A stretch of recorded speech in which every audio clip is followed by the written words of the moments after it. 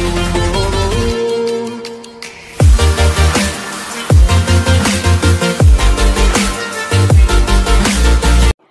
Friends, स्वागत है आपका अपने channel crack exam with Shivi classes में।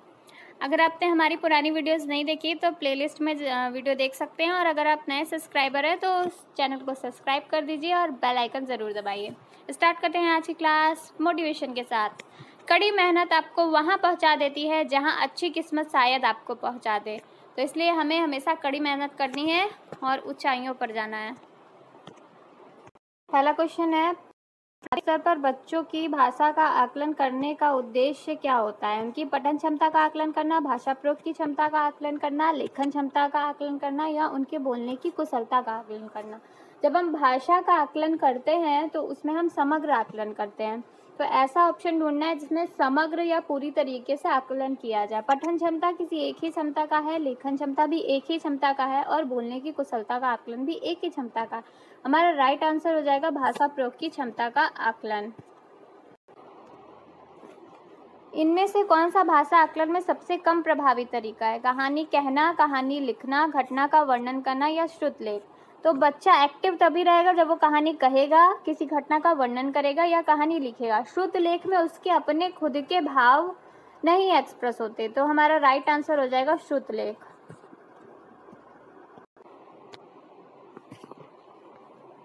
आकलन की प्रक्रिया में केवल बच्चे की क्षमताओं का आकलन नहीं होता, बल्कि शिक्षक की शिक्षण प्रक्रिया का भी आकलन होता है। यह विचार पूर्णतया सही है, अंशतः सही है, पूर्णतया गलत है, या निराधार है? तो इसका राइट आंसर हो जाएगा पूर्णतया सही है, क्योंकि ये बात बिल्कुल सही है। जब हम आकलन करते हैं तो बच्चे के साथ साथ शिक्षक का भी आकलन होता है। नेक्स्ट क्वेश्चन है, रीमा ने तीसरी कक्षा में पढ़ने वाली रितिका की भाषा क्षमता, भाषा निष्पादन संबंधित क्रमिक प्रगति का ब्यौरा उसके अभिभावकों को दिया। रीमा ने ये किसके आधार पर जानकारी दी? अवलोकन किया, जांच सूची की, लिखित परीक्षा की, पोर्टफोलियो? तो जब भी पूरी भाषा क्षमता का आकलन होता है तो वहाँ पर राइट आंसर हो जाता है पोर्टफोलियो। पोर्टफोलियो में समग्र आकलन होता है, बच्चे ने कैसा परफॉर्म किया, परफॉर्मेंस कैसी थी, ओवरऑल कैसा व्यू था, वो पोर्टफोलियो में बताते हैं। तो इसका राइट आंसर हमारा पोर्टफोलियो हो जाएगा। पहली कक्षा में डैश भी लिखना के अंतर्गत आता है? वाक्य लिखना, शब्द लिखना, अक्षर बनाना, या चित्र बनाना? तो पहली कक्षा में जब बच्चा होता है तो वो कुछ नहीं आता, ऐसे ऐसे ऐसे ऐसे लाइन ड्रॉ करता है।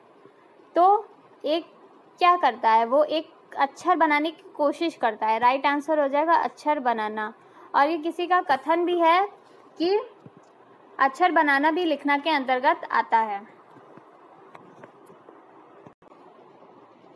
प्राथमिक स्तर पर पढ़ना सीखने में सबसे कम महत्वपूर्ण है? अनुमान लगाना, संदर्भानुसार अर्थ, अक्षरों की पहचान, या पढ़ने का उद्देश्य? तो इसका राइट आंसर संदर्भानुसार अर्थ होगा, लेकिन जो सीबीएसई ने माना है वो अक्षरों की पहचान माना है, इसे राइट आंसर माना है उन्होंने।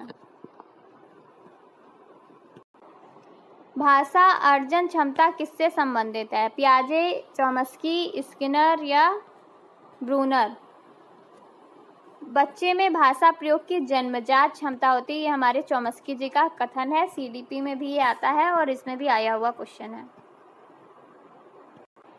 प्राथमिक स्तर पर भाषा संबंधी कौन सा संसाधन महत्वपूर्ण है? तो जब प्राथमिक स्तर की बात करते हैं तो प्राथमिक स्तर में बाल साहित्य पढ़ाया जाता है। बाल साहित्य हमारा राइट आंसर है। जो कंप्यूटर प्राथमिक स्तर पर होता ही नहीं है, समाचार पत्र बच्चे पढ़ना जानते ही नहीं है, और टेलीविजन का स्कूल में क्या काम? तो राइट आंसर बाल साहित्य हो जाएगा।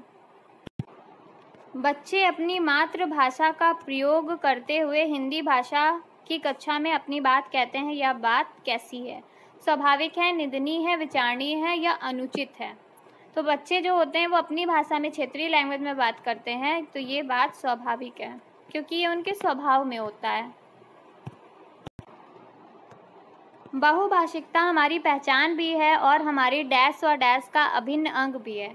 तो जो बहुभाषिकता होता है, मल्टी लैंग्वेज जिसे कहते हैं, वो हमारी पहचान भी है और हमारी सभ्यता और संस्कृति भी है। ये हमारा राइट आंसर। क्या साहित्य है? ऐसा कुछ भी नहीं है, इसमें भी साहित्य है, ये भी ऑप्शन कट जाएगा। संस्कृति और चुनौती, तो चुनौती तो बिल्कुल भी नहीं है, तो राइट आंसर हमारा सभ्यता और संस्कृति हो जाएगा।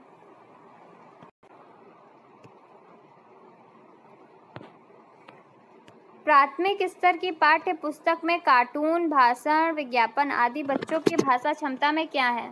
तो ये सब हमारे भाषा क्षमता में सहायक होते हैं, निरर्थक नहीं होते, क्योंकि बच्चे इनसे कुछ ना कुछ सीखते हैं, बाधक भी नहीं है, अनुपयोगी भी नहीं। ये निगेटिव है। क्वेश्चन पॉजिटिव दिया है तो हमें पॉजिटिव आंसर चूज करना है, और निगेटिव दिया है तो हमें निगेटिव आंसर चूज करना है। ये ट्रिक है सीटेट को सॉल्व करने की। अगर आपने ट्रिक सीख ली तो सीटेट पास होने से आपको कोई भी नहीं रोक सकता। 5वीं कक्षा की सुहानी पांचों किन्हों आंखें दोनों शब्द लिखती है। आप सुहानी के लेखन क्षमता के बारे में क्या कहेंगे?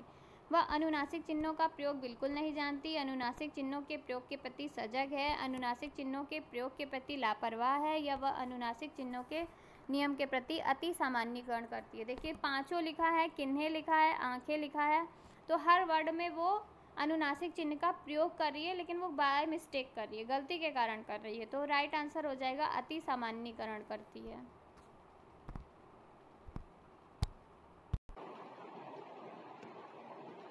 विद्यालय में भाषा शिक्षण के लिए कोई कार्यक्रम शुरू करते समय महत्वपूर्ण क्या है? लिखित क्षमता को पहचानना, मौखिक अभिव्यक्ति को पहचानना, पठन क्षमता को पहचानना, या सहज भाषाई क्षमता को पहचानना। किसी भी एक कौशल का हमें मूल्यांकन नहीं करना है, भाषा की क्लास में सभी बच्चों का मूल्यांकन करना है। तो सहज भाषाई क्षमता हमारा राइट आंसर हो जाएगा। कई बार बच्चे जब स्कूल आते हैं तो 2 या 3 भाषाओं की बोलने की क्षमता से लैस होते हैं, पढ़ने, लिखने, रटने या समझने की। तो पढ़ना और लिखना और रटना तो वो नहीं जानेंगे, क्योंकि वो बहुत छोटे बच्चे हैं, लेकिन चीज़ें समझ सकते हैं, समझने इसका राइट आंसर हो जाएगा। किसी विषय को सीखने का मतलब उसकी डैश को सीखना, उसकी डैश को सीखना है। तो जब भी हम किसी विषय को सीखते हैं तो सबसे पहले वोकैब सीखते हैं और उसके कॉन्सेप्ट सीखते हैं। तो हमारा राइट आंसर हो जाएगा अवधारणाओं और शब्दावली को सीखना।